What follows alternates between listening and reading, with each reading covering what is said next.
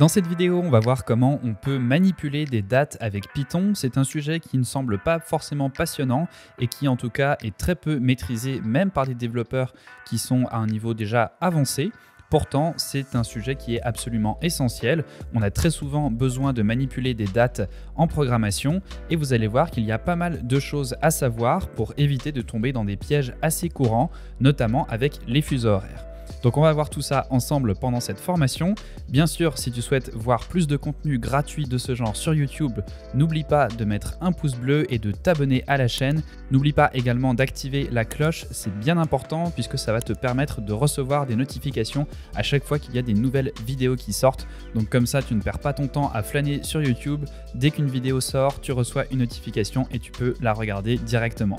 Et bien sûr, tu peux également aller sur Docstring. Si tu n'as pas encore de compte, tu peux en créer un et accéder à plein de contenus gratuits, des exercices, des quiz et d'autres formations de ce genre. Donc voilà pour l'intro, merci d'avance pour tous les pouces bleus et tout de suite la gestion des dates avec Python. Avant de voir comment on peut créer et manipuler des dates avec Python, on va déjà s'intéresser à comment est-ce qu'un ordinateur calcule-t-il le temps. Vous avez peut-être déjà entendu parler de ce qu'on appelle l'époque.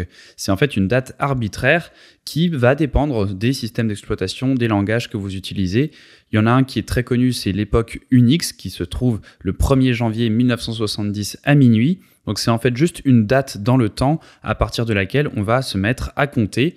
Python utilise cette époque Unix, donc si vous voulez voir combien de secondes se sont écoulées depuis cette date précise dans le temps, vous pouvez le faire à partir du module time. Il y a une fonction qui s'appelle time tout simplement et qui va vous retourner justement ce nombre précis de secondes à partir de cette date dans le temps. Et c'est à partir de cette date que tous les calculs vont être possibles. Alors bien sûr, vous vous doutez que nous, on ne va pas faire des calculs avec des secondes et avec des nombres comme ça. Bien entendu, on va utiliser des classes qui nous permettent de manipuler des dates avec des jours, des mois, des années, comme on le ferait dans la vraie vie. Il faut savoir que le calcul du temps, ça peut s'avérer assez complexe pour pas mal de raisons. Par exemple, les secondes intercalaires, qui sont des secondes qu'il faut des fois rajouter pour compenser les effets astronomiques de rotation de la Terre autour du Soleil, etc. Je ne vais pas rentrer dans les détails, c'est assez complexe. Vous pouvez aller lire sur les secondes intercalaires si ça vous intéresse. On a également beaucoup de problèmes qui peuvent se poser à cause des fuseaux horaires ou encore du passage à l'heure d'été. Donc ça, c'est vraiment pour la culture générale. Nous, on ne va pas utiliser directement cette fonction time pour calculer des différences entre les dates ou faire des calculs de temps. On va utiliser le module datetime qui va nous permettre de créer des objets qui vont représenter le temps avec l'heure, les minutes, les secondes et même les microsecondes. Donc avec Python, pour manipuler des dates et des heures, on va utiliser le module datetime et principalement trois classes, la classe date, la classe time et la classe datetime. Donc vous vous en doutez, la classe date, elle permet de gérer des dates. La classe time, on l'utilisera un petit peu moins puisqu'elle sert juste à gérer des heures et généralement, on n'a pas vraiment besoin de gérer des heures toute seule. On va souvent utiliser la troisième classe qui est la classe datetime qui, elle, va permettre de gérer les deux. Vous remarquez que ces classes ne commencent pas avec une majuscule. Généralement, les noms des classes, si on suit la convention PEP8, elles commencent par une majuscule, donc on pourrait s'attendre à avoir quelque chose comme ça. Là, ce n'est pas le cas. Ça peut être un petit peu perturbant puisque le nom du module, c'est datetime, comme ceci. Et donc, quand on va importer datetime, on va avoir deux fois datetime. On va avoir ici en premier le module et en second la classe. Et si on importe donc directement le module, si on fait import datetime, eh bien pour créer un objet de type datetime, il faudra faire datetime deux fois, donc avec le nom du module et le nom de la classe comme ceci. Donc moi je préfère importer directement depuis le module en faisant from datetime, importer ces classes, donc datetime et datetime, comme ceci. Comme ça on peut les utiliser directement avec date, avec time et avec datetime. Donc toutes ces classes, elles disposent d'attributs qui nous permettent d'indiquer une année, un mois, un jour, une heure et également des informations de fuseau horaire qu'on ne va pas voir tout de suite, mais par la suite, vous verrez qu'on peut avoir dans ces objets des informations de fuseau horaire.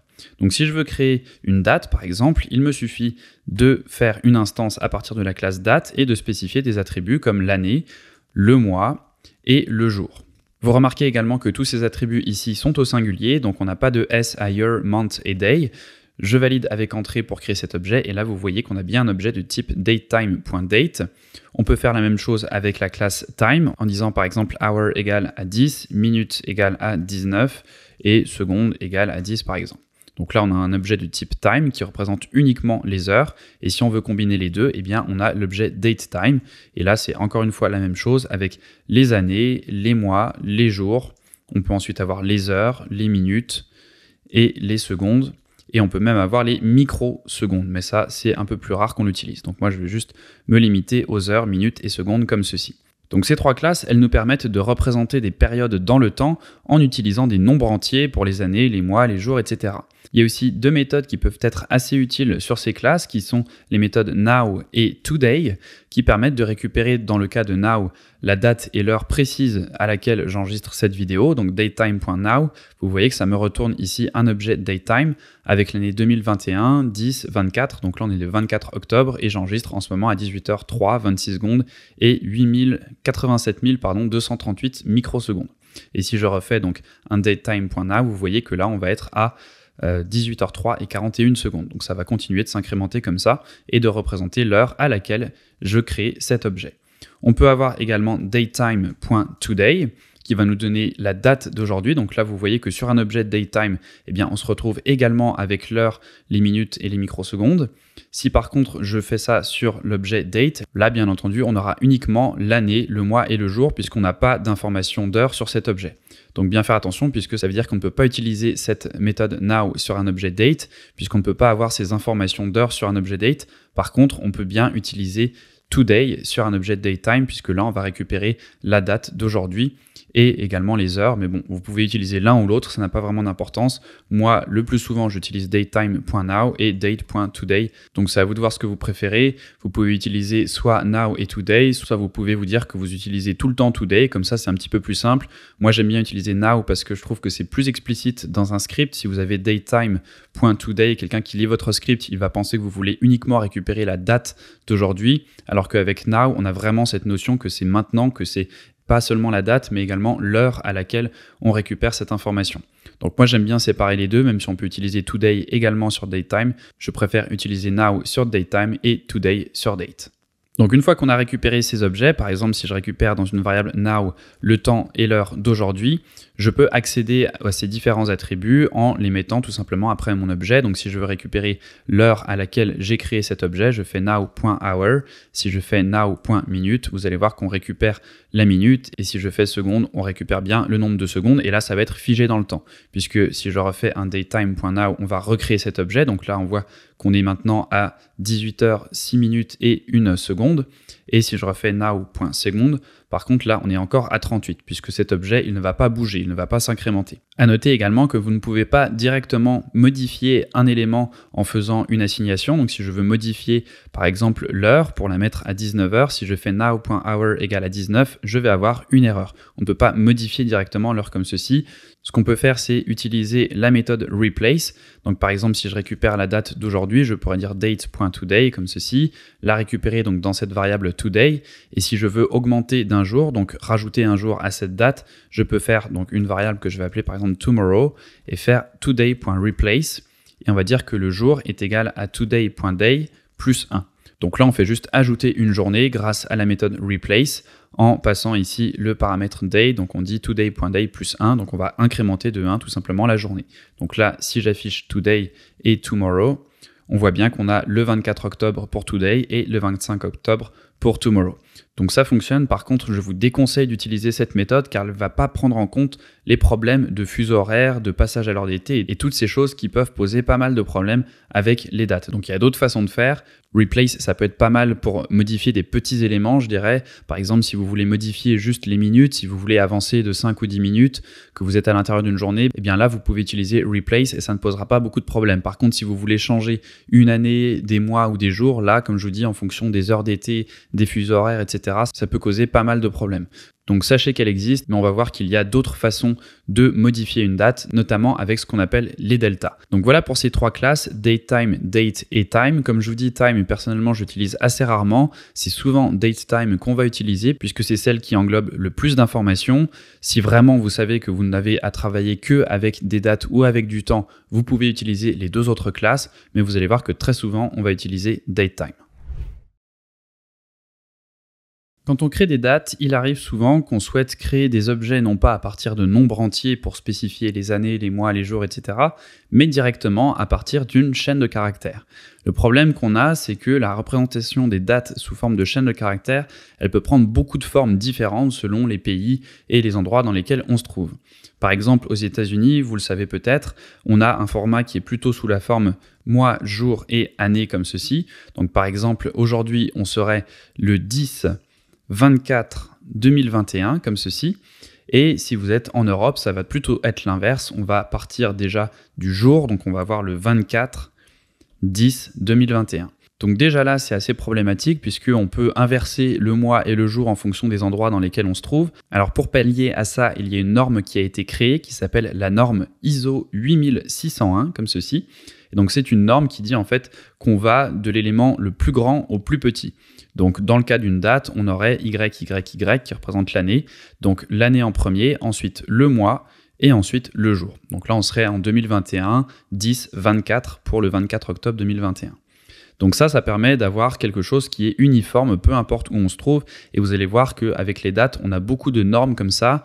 Notamment, on a le fuseau horaire UTC, qui est le temps universel, qui va nous permettre d'avoir la même base pour tout le monde, peu importe où on se trouve dans le monde. Et on va utiliser donc beaucoup de normes comme ça qui vont nous permettre de parler le même langage en quelque sorte. Donc cette norme, on peut s'en servir pour convertir une chaîne de caractères en objet date.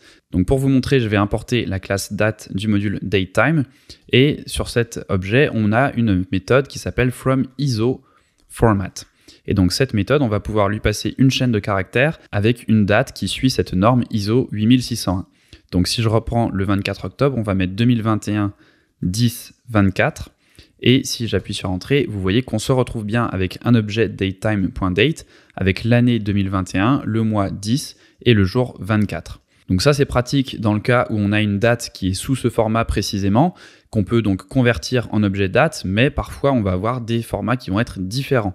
On pourrait par exemple avoir le 22 octobre 2021 sous ce format-là, donc sous forme de chaîne de caractères, et dans ce cas-ci, la norme ISO 8601 ne fonctionnerait pas. Donc pour convertir une chaîne de caractères dans un format précis en date, on peut utiliser une méthode qui s'appelle stringptime comme ceci.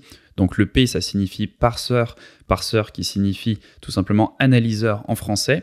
Donc un petit moyen mnémotechnique de s'en souvenir. Donc stringptime comme ceci, qui nous permet de convertir une chaîne de caractères selon un format bien spécifique. Donc si je reprends mon objet date, je vais faire stringptime comme ceci. En premier, je lui passe donc ma chaîne de caractères qui représente la date que je souhaite convertir. Et en second, on va passer une autre chaîne de caractères qui va représenter, avec un langage un petit peu spécial, la façon dont est formatée la date. Alors ce langage un petit peu spécial, vous pouvez retrouver toutes ces spécifications sur un site très bien fait qui s'appelle stringftime.org et là vous allez retrouver tous les codes qui vont permettre de représenter les dates. Donc dans notre cas où on a le 22 octobre 2021 comme ceci, on va chercher quel symbole représente le jour avec deux nombres comme ceci, quel symbole représente le mois avec les 3 lettres et l'année avec les 4 nombres. Donc pour le jour, ça va être %D. Vous voyez qu'il faut bien faire attention. Il y a aussi un autre code qui permet de représenter le jour, mais sans le 0 devant. Donc dans notre cas, on a les deux nombres, mais imaginez qu'on ait le 1er octobre ou le 2 octobre ou une date en dessous de 10. Et bien là, on pourra avoir une différence entre ces deux codes. Donc dans notre cas, on va remettre le 24 octobre pour être cohérent avec ce qu'on avait ici. Donc le 24 octobre, là, dans ce cas-ci, on pourra mettre celui-ci ou celui-ci. Ça ne posera pas de problème. Ça marcherait dans les deux cas puisqu'on a deux nombres. Mais si on n'avait qu'un seul nombre, il faudrait bien prendre soit celui-là, soit celui-là. Donc nous, on va mettre déjà %D. Donc on va le mettre en deuxième dans la chaîne de caractères. Donc on va commencer par %D. Ensuite, on met un espace puisqu'on a un espace ici. Ensuite, le mois, donc le mois, c'est avec les 3 lettres, donc c'est %B cette fois-ci. Donc je vais mettre %B, encore un espace, et pour l'année, ça va être %Y avec un Y majuscule. Vous voyez que si on avait juste les deux derniers nombres de l'année, ce serait un Y minuscule. Donc il faut bien faire attention à ce code et à ce formatage, puisque si on n'utilise pas le bon formatage, il ne pourra pas comprendre notre chaîne de caractères, il ne pourra donc pas la convertir en objet de type date. Donc là, je vais valider avec ça. Et là, on a une belle erreur puisque je ne l'ai pas utilisé sur la bonne classe. J'ai utilisé date. Je vais importer datetime donc depuis le module puisque cette méthode n'existe effectivement pas sur les objets de type date. Donc comme je vous disais, c'est pour ça que même quand on utilise ici uniquement une date et qu'on n'a pas de notion d'heure, on est obligé de passer par datetime dans ce cas-ci. Donc c'est pour ça que je vous disais qu'au final, on va souvent utiliser cette classe qui permet d'éviter ce genre d'erreur et de s'assurer qu'on a toutes les méthodes qui sont disponibles. Donc je valide et cette fois-ci, j'ai bien un objet de type datetime avec l'année, le mois et le jour qui ont été correctement récupérés à partir de cette chaîne de caractères en fonction de ce formatage ici. Et si je reviens là et que je mets cette fois-ci un Y minuscule, vous voyez que là, on a un problème puisqu'il n'arrive pas à convertir ma chaîne de caractères avec le format que je lui ai donné. Donc string ptime, très pratique, et on a également string ftime qui est donc le même nom que le site qu'on avait ici, string ftime qui signifie donc string from time. Donc là ça va être l'inverse en fait, c'est-à-dire qu'on va pouvoir convertir une date en texte. Donc si par exemple je récupère l'heure qu'il est actuellement avec datetime.now, donc là j'ai un objet de type date avec la date d'aujourd'hui et l'heure actuelle au moment où j'enregistre cette formation. Et donc si je veux récupérer cette date sous un format de chaîne de caractères, je peux utiliser donc string ftime, donc string from time, qui signifie donc chaîne de caractères depuis le temps. Et là, je peux remettre donc ces codes un petit peu bizarres avec les pourcentages. Donc là, on va mettre par exemple $D qui représente le jour. Donc on avait ce $D ici. Pour le mois, par contre, je vais mettre pourcentage %B avec un B majuscule pour récupérer le nom au complet. Et pour l'année, je vais garder le pourcentage Y majuscule. Donc on va mettre pourcentage B majuscule et pourcentage Y. Et si je valide, on retrouve bien donc la date, cette fois-ci avec le nom du mois en entier. Donc ces deux fonctions, elles sont très pratiques puisque quand on va travailler avec des dates, généralement, on les a sous forme de chaîne de caractères et on veut également les afficher sous forme de chaîne de caractères. Donc c'est très pratique de pouvoir faire ces conversions dans un sens et dans l'autre. Également, si vous voulez aller plus loin, il y a deux modules qui sont très pratiques, qui ne sont par contre pas inclus dans la bibliothèque standard de Python, qui sont dateUtil et dateParser. Donc, je vais vous montrer ce qu'on peut faire avec ces modules. On a déjà donc dateUtil comme ceci, et depuis ce module, on peut utiliser la classe parser, et on a une méthode parse qui va nous permettre de faire à peu près ce même genre d'opération qu'on a fait avec string ptime, mais cette fois-ci, on va avoir beaucoup plus de liberté et on ne va pas être obligé de passer un format. Donc par exemple, je peux lui dire 24 October 2021 at 9 AM and 18 minutes, comme ceci. Donc là, je donne une phrase vraiment, comme je le prononcerai en anglais, bien sûr, dans ce cas-ci, si je voulais créer une date, je valide, et là, vous voyez qu'on a bien un objet avec le 24 octobre à 9h18. Comme je vous disais, par contre, vous avez vu que j'ai utilisé October, donc en anglais, et même le reste de la phrase est en anglais. Si je mets octobre, ça ne marche pas, puisque là, vous voyez unknown string format. Donc, on est un petit peu limité avec dateUtil, puisqu'il faut quand même rester en anglais. Il y a un autre module, par contre, qui est vraiment incroyable, qui s'appelle dateParser, et elle va beaucoup plus loin. Donc là encore, c'est une bibliothèque qu'il faut installer avec pip séparément, mais vous allez voir que c'est très très impressionnant ce qu'on peut faire avec. Donc là encore, on a une méthode parse, et là, je peux lui passer des informations comme par exemple aujourd'hui. Donc je peux le mettre en français, et il va comprendre que aujourd'hui, eh bien, c'est comme le now, en fait, c'est aujourd'hui, le 24 octobre à 18h24. Je peux lui dire demain, et là, ça va me récupérer la date de demain. Donc vous voyez à quel point c'est puissant. Si vous avez un input d'un utilisateur que vous ne pouvez pas formater, vous ne savez pas forcément d'avance comment l'utilisateur va formuler la date, eh bien avec cette bibliothèque, vous avez vraiment quelque chose de très précis. Comme vous l'avez vu, là j'ai utilisé des mots français, on peut l'utiliser dans même d'autres langues, par exemple en portugais. Si je mets anthem qui veut dire hier, eh bien là on va récupérer la date d'hier, donc le 23 octobre, grâce à ce mot en portugais. Donc c'est vraiment incroyable. Personnellement, j'ai encore pas vraiment trouvé les limites de cette bibliothèque. Je vais vous montrer d'autres exemples assez impressionnants. Je peux dire il y a un mois. Je valide et là j'ai bien la date d'il y a un mois, donc le 24 septembre. Donc vous voyez que cette bibliothèque, on peut vraiment lui passer un input humain comme quelqu'un écrirait par exemple dans un email ou des choses du genre et récupérer une date à partir de cette chaîne de caractères. Un dernier exemple pour la route et après j'arrête ici et je vous laisse tester de votre côté. Je peux le faire en anglais et même mettre des informations d'heure, donc 1 year ago at midnight, comme ceci. Et là je vais récupérer la date il y a un an, donc le 24 octobre 2020, cette fois-ci à minuit.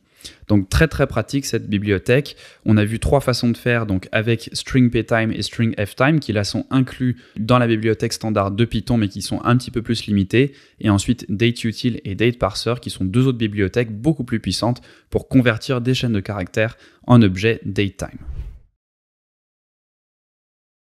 Dans cette partie, on va voir quelque chose de très important avec les dates, c'est la gestion des fuseaux horaires.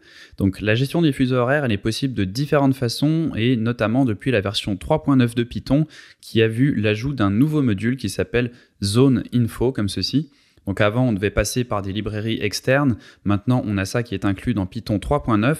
Vous allez voir que les principes restent les mêmes. On va créer des fuseaux horaires et les ajouter à nos dates. Donc si vous utilisez une version antérieure à la version 3.9, il y a d'autres bibliothèques comme par exemple PyTZ comme ceci qui vous permettent de faire sensiblement la même chose avec une syntaxe juste un petit peu différente au niveau des méthodes et des fonctions que vous allez utiliser. Mais le principe reste le même.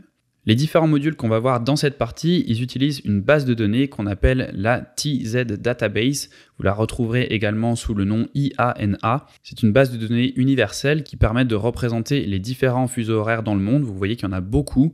Et généralement, on a donc un format avec déjà le continent et ensuite un endroit. Donc généralement, c'est des villes. Donc par exemple, si on veut des fuseaux horaires aux États-Unis, donc alors c'est pas forcément États-Unis, vous voyez, c'est America, donc c'est vraiment le continent américain. Par exemple, ici, on va avoir Halifax qui en fait est au Canada. Là, vous retrouvez ici le code du pays. Donc quand on a US, c'est aux États-Unis, MX, c'est Mexique, j'imagine, CA, Canada. Donc vous voyez, c'est vraiment par continent. Si on va par exemple un peu plus bas, on va retrouver donc là l'Asie, ensuite on va avoir l'Europe. Donc si on veut par exemple le fuseau horaire en France, on a un seul fuseau horaire, à part si on pense au dom-tom, bien sûr, là on va avoir d'autres fuseaux horaires, mais en France métropolitaine, on a un seul fuseau horaire, mais on va pouvoir le représenter de différentes façons. Par exemple, donc si j'essaie de trouver la France, on va avoir Paris, mais on peut avoir d'autres villes aussi. Donc j'essaie de trouver Paris, je vais faire une recherche pour aller un peu plus vite. Donc voilà, Europe, Paris, vous voyez qu'on a d'autres villes, on a Rome et on doit avoir d'autres villes en France, j'imagine. Donc je vais chercher avec FR et ce n'est même pas sûr, vous voyez. Peut-être qu'en fait en France, voilà, il y a juste ce fuseau horaire. En tout cas, on peut avoir différents fuseaux horaires qui vont pointer vers la même heure. Là, vous voyez ici, si on regarde les colonnes ici à droite, on a la différence avec le fuseau UTC. Et vous voyez que pour certains, c'est la même différence. On va avoir plus 1 heure, par exemple, ou plus 3 heures. Donc, qu'est-ce que c'est UTC? C'est ce qu'on appelle le temps universel coordonné.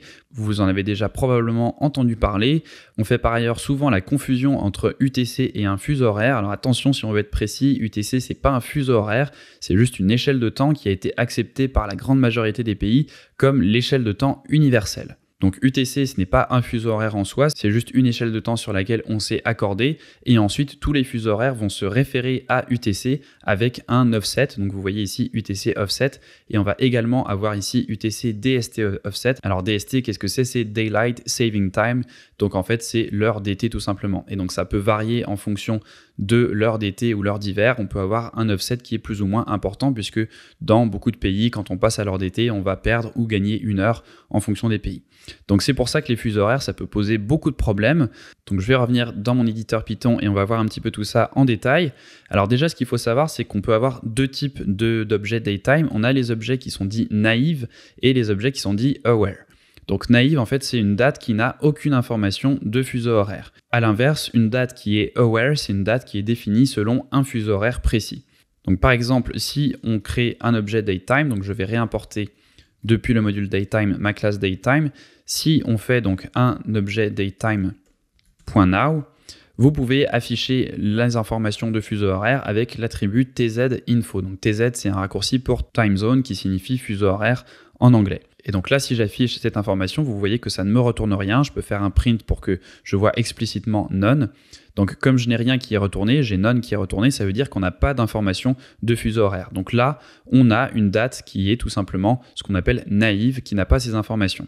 Alors il y a différentes façons d'ajouter des informations de fuseau horaire à un objet en fonction des versions de Python que vous utilisez, comme je vous avais dit. Donc depuis la version 3.9, on peut utiliser le module de la bibliothèque standard qui s'appelle ZoneInfo et qui permet de gérer les fuseaux horaires. Donc grâce à la classe ZoneInfo, je vais l'importer. Donc depuis le module ZoneInfo, on a la classe ZoneInfo comme ceci, avec cette fois-ci les majuscules sur le Z et sur le I. Je vais pouvoir créer un fuseau horaire à partir des informations de cette fameuse base de données ici.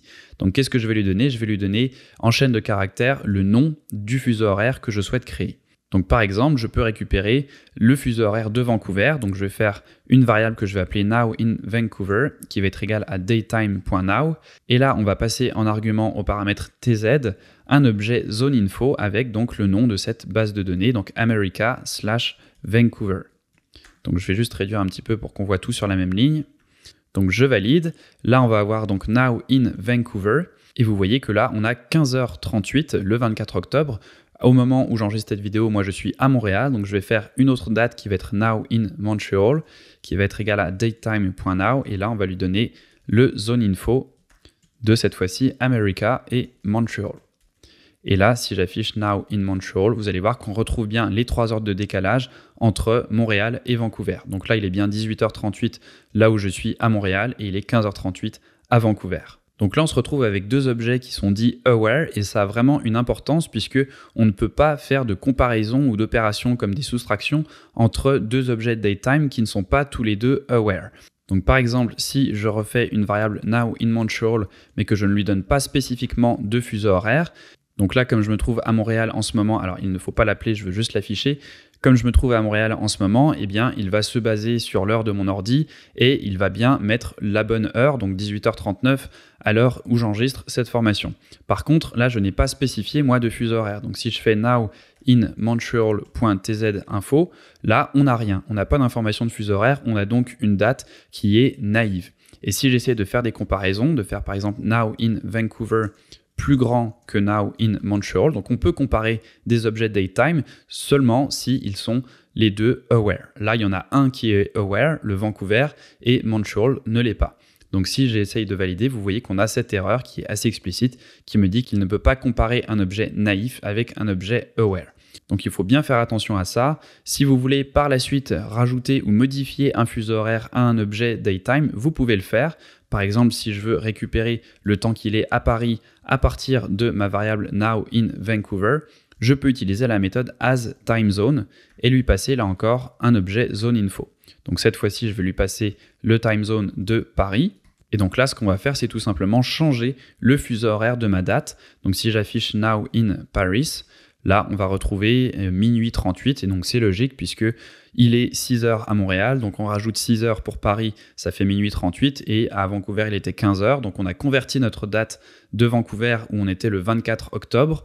On a converti ça dans la zone horaire où on était le 24 octobre à 15h38. On a converti ça, donc on a changé le fuseau horaire pour lui dire que maintenant, il se trouvait à Paris. Et effectivement, on est maintenant le 25 octobre à minuit 38. Donc voilà pour les fuseaux horaires. Voilà comment on peut créer des fuseaux horaires avec la classe ZoneInfo qui est disponible maintenant à partir de Python 3.9 et comment on peut donc faire des dates qui sont aware et qui ont ces informations de fuseaux horaires et qui nous permettent ensuite de les comparer les unes avec les autres ou même de les modifier en changeant le fuseau horaire. Donc gardez bien ça en tête, les dates peuvent être naïves ou aware. Par défaut, si on n'indique pas de fuseau horaire, elles vont être naïves. Et on a vu donc dans cette partie comment on pouvait vérifier si une date avait un fuseau horaire avec l'attribut tzinfo et également ajouter ou modifier des fuseaux horaires sur une date avec le paramètre tz lorsqu'on crée une date ou cette méthode asTimeZone qui nous permet de modifier le fuseau horaire associé à une date. Alors accrochez-vous, dans cette partie, on va s'intéresser à différents problèmes qui peuvent arriver si vous ne manipulez pas correctement les dates avec des fuseaux horaires. Donc j'avais abordé cet acronyme UTC qui signifie en fait temps universel coordonné, qui est une échelle sur laquelle la grande majorité des pays s'accordent pour reconnaître que c'est donc le temps universel. Donc c'est bien important quand vous manipulez des dates de passer à chaque fois par UTC et de ne pas faire des manipulations directement sur un fuseau horaire. Alors comme ça peut paraître très abstrait, je vais vous montrer différents exemples avec les bonnes et les mauvaises façons de faire et à quel point on peut avoir un résultat différent en fonction de la façon dont on manipule ces dates. Alors pourquoi c'est dangereux ? Eh bien notamment parce qu'en fait, quand on va faire des modifications sur un fuseau horaire précis, on ne va pas prendre en compte par exemple le changement d'heure d'été à heure d'hiver. Donc on a ces décalages comme on l'avait vu dans la base de données avec les différents fuseaux horaires, avec des offsets qui vont être différents en fonction de l'heure d'hiver ou l'heure d'été. Parfois on va avoir 4 heures de différence avec le temps UTC, des fois 5 heures.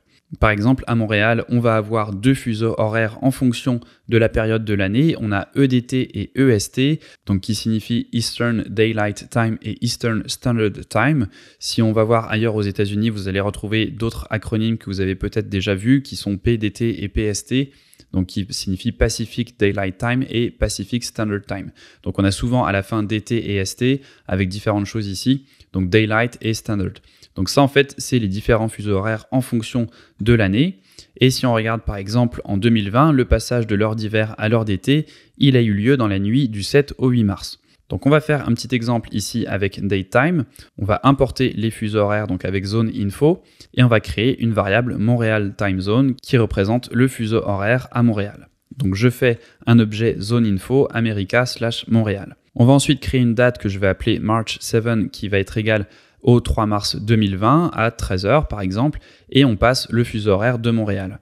Et on va faire une deuxième date qui va être le lendemain, donc le 8 mars, et on va changer ici le 7 pour le 8. Et je vais vous montrer si je fais un print de ces deux dates, donc on va faire un print de March 7 et March 8. Vous allez voir que l'offset ne sera pas le même. Donc je lance, on a bien le 7 mars à 13h, et là on voit à la fin, quand on fait un print d'une date, on a le offset avec UTC qui est affiché. Donc là, le 7 mars, on avait moins 5 heures, et le lendemain, le 8 mars, on a seulement moins 4 heures. Donc ça, c'est vraiment à cause du changement d'heure d'hiver à heure d'été.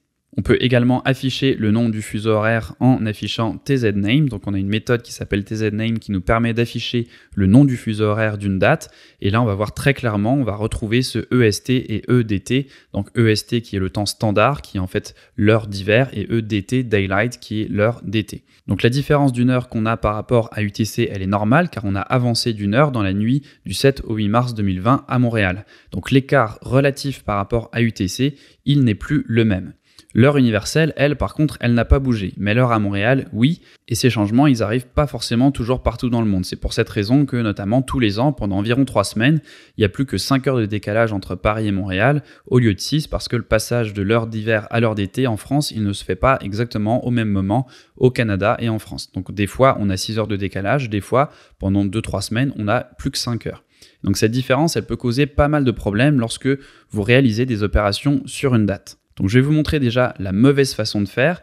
Donc la mauvaise façon de faire, en fait, c'est de faire ces opérations directement avec les fuseaux horaires qui sont appliqués sur vos dates. Et la bonne façon de faire, ça va être en fait de tout passer en UTC, donc de revenir à une échelle de temps universelle, faire les opérations et ensuite modifier cette date en temps universel pour la remettre dans un fuseau horaire précis.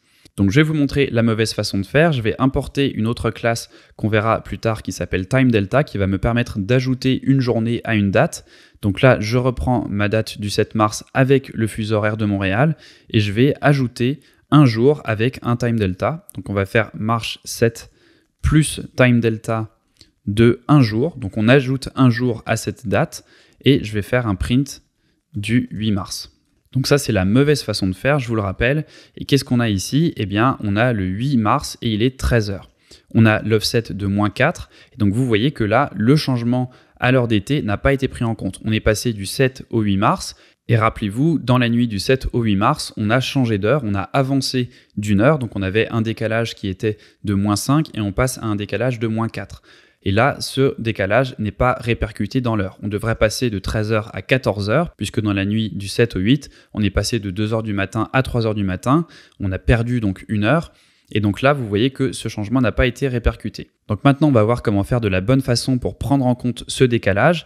Donc je vais enlever mon information de fuseau horaire ici. Et ce que je vais faire, c'est déjà convertir cette date en UTC. Donc je vais changer le fuseau horaire pour avoir cette échelle de temps universelle. Donc je vais faire une autre variable qui va être March 7 UTC. Et on va faire une conversion avec as time zone. Et on va dire qu'on veut la convertir en zone info UTC. Donc là, on va avoir cette date dans le temps universel.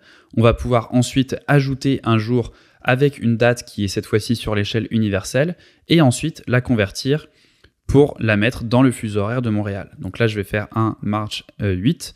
On va écraser tout simplement notre variable et on va dire que c'est égal à as time zone. Et là, on va remettre notre Montréal time zone. Donc vous voyez là la différence, c'est que on va d'abord prendre notre date, la passer en UTC. On va faire notre calcul au niveau UTC, donc on va ajouter une journée sur cette échelle de temps universelle sur laquelle il n'y a pas cette notion de fuseau horaire puisque elle ne bouge pas, cette heure universelle. Et une fois qu'on a fait cette opération, qu'on a ajouté une journée sur cette échelle de temps universelle, on va lui dire de nous retourner par rapport à cette heure universelle la date et l'heure avec le fuseau horaire de Montréal. Donc on va bien appliquer le bon offset. Le 7 mars, on appliquerait un offset de moins 5 heures. Le 8 mars, on applique un offset qui n'est plus que de 4 heures. Donc vous allez voir que cette fois-ci, on a bien le bon décalage et ce n'est pas le cas parce que j'ai oublié ici de mettre UTC.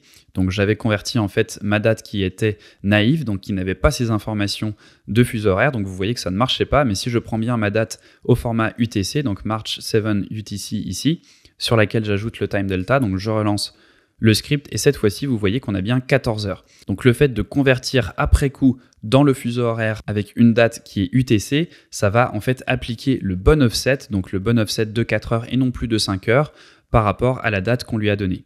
Donc vous voyez ici, on a deux scripts qui sont assez identiques mais qui donnent deux résultats différents en fonction du moment où on applique les fuseaux horaires.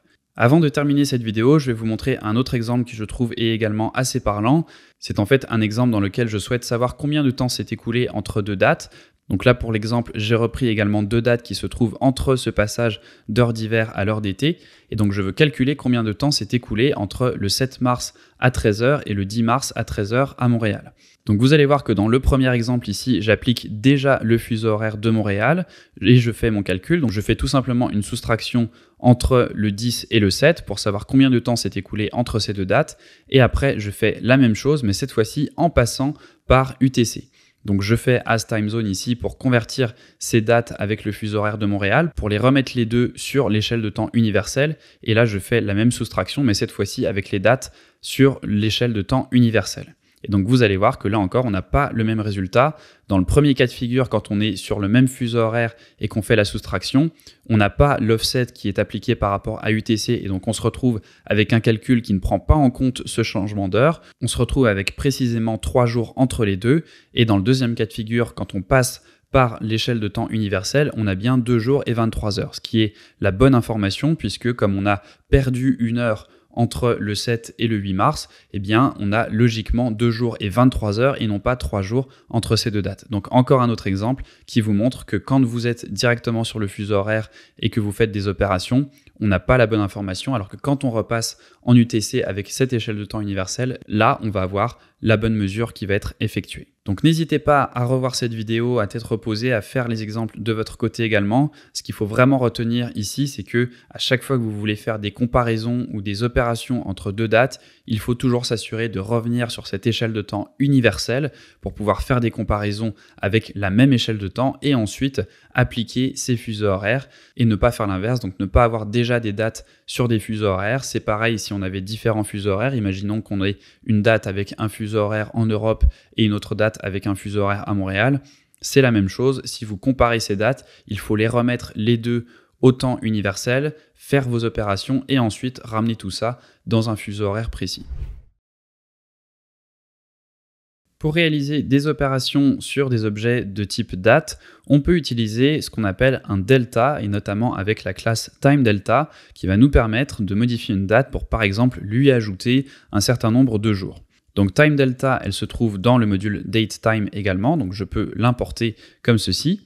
Et on va pouvoir créer un delta tout simplement en spécifiant ici par exemple un delta de 20 jours. Donc un delta c'est vraiment une durée dans le temps, ce n'est pas une date précise, c'est vraiment une durée. Là on va dire qu'on a un delta de 20 jours. Vous remarquez du coup que le nom de paramètre ici a un S, donc là par rapport à ce qu'on avait avec les dates avec datetime, date et time, où on avait des noms d'attributs qui étaient au singulier, là comme on a une durée vraiment et non pas un moment précis dans le temps, on va avoir un paramètre qui est au pluriel. Donc là, je peux créer comme ça une durée de 20 jours dans le temps et ça va nous permettre après d'ajouter, de soustraire des heures, des jours, des secondes, quoi que ce soit, même des microsecondes à une date. Donc on va voir tout ça et on va faire quelques opérations sur des objets de type datetime. Donc je vais récupérer la date et l'heure d'aujourd'hui avec datetime.now et imaginons maintenant que je souhaite récupérer la date dans 15 jours et enlever par exemple 5 heures. Donc on peut très bien, si on le souhaite, ajouter des jours et soustraire des heures. On peut faire donc des opérations négatives ou positives. Donc je vais faire une autre variable que je vais appeler now in 15 days minus 5 hours, donc dans 15 jours et je vais soustraire 5 heures. Et on va faire now plus et on va se faire un time delta avec days égale 15. Donc là, on n'a pas besoin de mettre le plus, par défaut ça va être positif. Par contre, si on souhaite soustraire 5 heures, on peut mettre moins 5 pour enlever 5 heures à cette date. Donc je valide et si je fais maintenant un print de now et un print de now in 15, donc je vais le copier parce que c'est un petit peu long. Je vais faire donc un print de cette deuxième variable. Là, vous voyez que now, on est bien donc le 24 octobre à 19h11. et le now in 15 days minus 5 hours, on est bien donc 15 jours plus tard, donc 24 plus 15, on est le 8, et on a enlevé 5 heures, il était 19 heures et maintenant il n'est plus que 14 heures. Donc dans ce cas-ci, vous voyez que logiquement, on passe au mois suivant, on n'a pas rajouté tout bêtement 15 à 24. Python est suffisamment intelligent pour comprendre qu'il doit passer au mois d'après, et donc là on est bien passé au mois de novembre. Ça marche également avec les années bissextiles, donc par exemple le mois de février, si je fais une date comme celle-ci, le 27 février 2022, et que je lui ajoute un delta de 3 jours, donc je vais faire un print de cette date à laquelle je vais ajouter un time delta de 3 jours, là encore, logiquement, vous allez voir qu'on va passer au mois d'après et on ne va pas tomber sur le 30 février puisque le 30 février n'existe pas. Donc là encore, l'ordinateur est suffisamment intelligent pour savoir que le 30 février n'existe pas et pour nous faire passer directement au 2 mars. Donc voilà comment on peut faire pour ajouter des jours ou soustraire des heures à une date. Vous avez remarqué que pour l'instant, on utilisait le paramètre days. C'est une des limitations de time delta. On ne peut pas mettre par exemple des mois directement. Donc si on voulait ajouter 2 mois, il faudrait passer par les jours et ajouter par exemple 60 jours. Là encore, on va pouvoir utiliser une autre bibliothèque qui est la bibliothèque dateutil qu'on avait vue précédemment et utiliser relative delta qui va nous permettre, lui, d'ajouter directement des mois. Donc si par exemple je refais datetime.now pour récupérer la date et l'heure d'aujourd'hui, je peux faire now in 2 months par exemple et directement avec le relative delta, ajouter cette fois-ci des mois. Donc ça, c'est un paramètre que l'on n'a pas avec le time delta. On a juste les jours et avec relative delta, je peux directement ajouter 2 mois. Donc si je fais un print de now in 2 months, là, on va bien se retrouver le 24 décembre 2021. Donc on a bien ajouté 2 mois à la date d'aujourd'hui. Donc voilà comment vous pouvez faire des opérations avec les deltas, que ce soit avec le time delta qui est disponible dans la bibliothèque standard ou relative delta avec la bibliothèque dateutil qui, elle, n'est pas disponible de base dans la bibliothèque standard. Et voilà pour cette formation sur la gestion des dates avec Python. Si tu as eu le moindre problème en suivant cette vidéo, n'hésite pas à nous en faire part directement dans les commentaires et également à nous rejoindre sur le serveur Discord si tu souhaites avoir un peu plus d'aide. Et également, si tu aimes ce genre de vidéos, je te conseille d'aller voir dans les playlists de Docstring. Tu trouveras sur la page d'accueil ici dans la playlist Apprendre Python plein de vidéos du genre, par exemple sur la programmation orientée objet ou encore des notions un peu plus avancées comme les data classes ou les modules. Donc je te laisse aller voir tout ça. Tu peux également aller explorer les autres playlists de la chaîne. Il y a pas mal de choses, que ce soit des astuces, des vidéos sur le web, des formats un peu plus longs ou encore la série 1 minute avec de courtes vidéos pour t'expliquer des notions le plus rapidement possible. Si tu veux voir plus de contenu du genre, n'oublie pas à t'abonner à la chaîne et nous on se retrouve bientôt pour une prochaine formation. Ciao!